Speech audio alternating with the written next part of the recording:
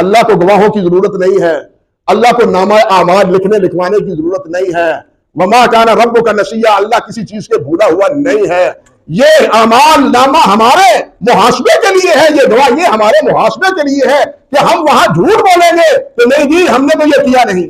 जब मुजरम से पूछा जाएगा तुमने ये किया, नहीं जी मैंने नहीं किया, मैंने तो कुछ किया ही नहीं, ये खामखा इन्होंने लिख दिया। तो अल्लाह जुल जलाल जमीन को कहेंगे बोलो इसने ये जुर्म तेरे ऊपर किया है तो किस वक्त किया है? ये जमीन गवाही देगी, ये हाथ गवाही देंगे, ये आंखें और ये कान गवाही देंगे कि ये इसने फलां वक्त ये सुना, फलां वक्त ये देखा, फलां वक्त इसने ये पकड़ा। कितना नाजुक पर ये हमारे झूठ का सब्बेबाब है। ये नहीं कि अल्लाह जुल जलाल को इसकी जरूरत है। अल्लाह फरमाते हैं जो तुम करते हो मुझे खूब मालूम है, मुझे किसी से लिखने लिखवाने की गवाहियों की, तुम्हारे अमाल की गवाहियों की मुझे जरूरत नहीं है। लेकिन तुम जब इनकार करोगे तुम्हें तुम्हारा मुंह बंद करने के लिए तुम्हारे खिलाफ ये गवाहियां